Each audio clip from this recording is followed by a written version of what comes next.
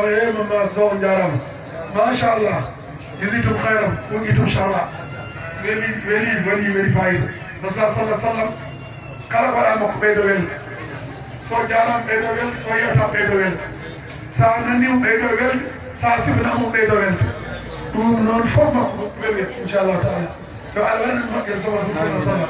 ɗum noon banggal programme o on wayli seeɗa tan wona mbaylugol kadi koye programme yahata joni eɗen jottino ɗo seeɗa wanno ɓen seeɗa mumen e mintaji joyi tan ceerno do e tawno neɗɗo ɓe yiɗi nande ko waɗi sabu neɗɗo yettete neɗɗo teddinete neɗɗo tinete ay ko gujjo ani ko ɗum timoyi gujjo ani ko tinede timoyi taw tinede dimo sa tinani ɗum weltaki sa tinani ɗum on mbasodiri gujjo ani fof ko tinede dimo noon yiɗi fof tinede ɗum noon ko mbaɗɗo ngo tinama ala to wette so fonɗi ɗiɗi wona waso oto hay goto kadi no indi mum sikka wonno ko bara ɗin boni ala bonani eyyi sa welama cuuɗa salam peñina tuftu e tuftu fon seni bisimilla ceerno Seydou eyyi wonde yimɓe doy kon sasɓe ni doy kon dowgude seeɗa bisimilla no ceerno Seydou yi imam ratibbo juma weedu jamdi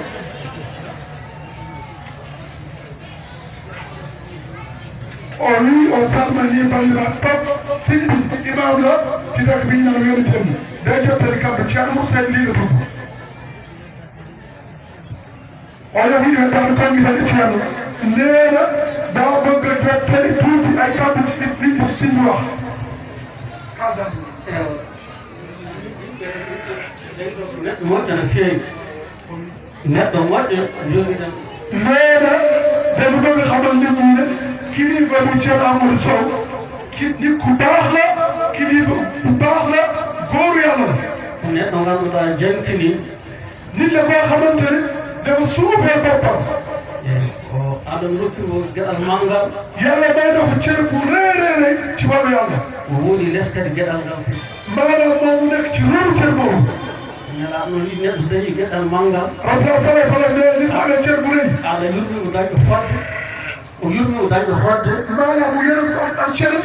woni caggal leskodde maanaam mu nekk ci suufu cër boobu li ko yàlla jox ceerno Amadou ko dañi geɗal ceerno Amadou wi day am cër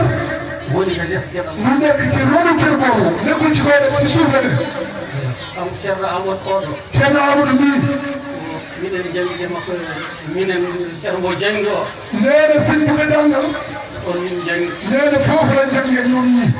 minen de min garat ɗon en neen ñoom biñ feri ñëwdi jàng si tuɓɓude kam so ari ɗon de neene moom sëñ bi biñ fa ñëwee mawɗo capanɗe nayyi neene différence addi nekkoon a ñeent fukki at différence kono neɗɗo ko neɗɗo moƴƴo waaye dante ni ko ɗaala to jangi ɗo foofu jangge ɗaala bi mu jangge gara on fof ko fa ñëw ku ne ono bonɗe moƴƴo moƴƴi ɗon puisque dafa ɓay maanaam taarix bu rafet dafa ɓaay ko nantata ko Amadou Khalid da ngay dégg ceerno Amadou Khalid minen min nanima ñoom dégg nañ ko amin janga ɗon boobu ay tun tànk lañ ci jàng amin woni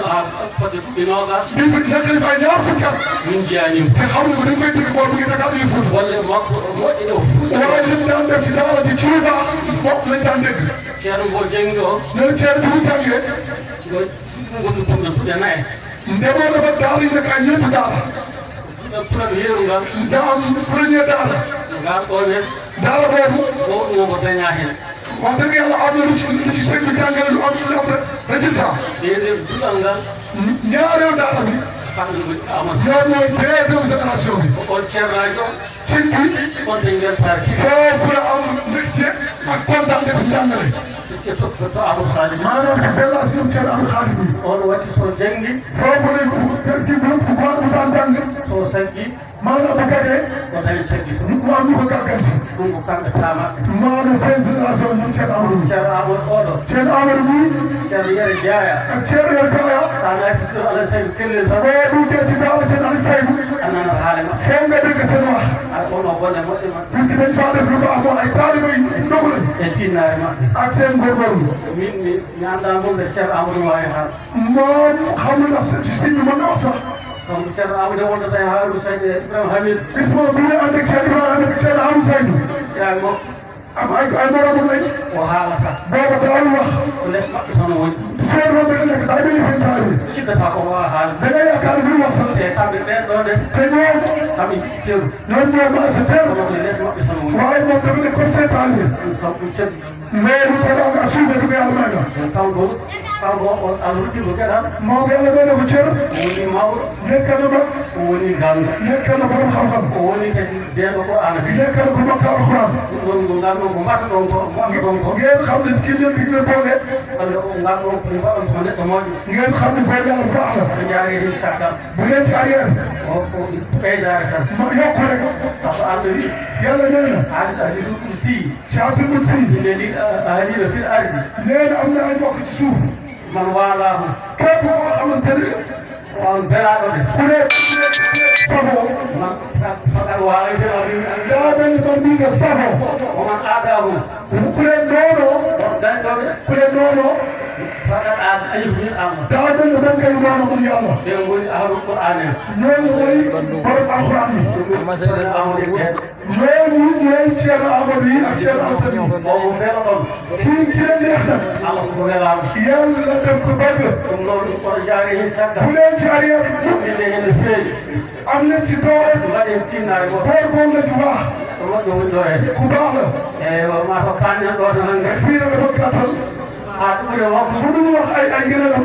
en belti tan dañoo kontaan rek woto mbaɗɗen hen mu seeɗa am luñ ci wax rek gueɗe makko e moƴƴere waaye ay mbirum ci wax a hontoto hen tan dañ ci wax tuuti a rek waɓen mu naa ko jeexal ñaagui Allah tan ñaan la yàlla Allah yaagi nawo ɓe duɓɗi yàlla ko yàlla yàggal suñu Allah ɓoydingo e meɗen yàlla yàggal yo bare ko rufe meɗen yàlla barke jaay sendi wujudi jaay sa diwuju wasani waasaani loolu la bëggoon jottali jàppam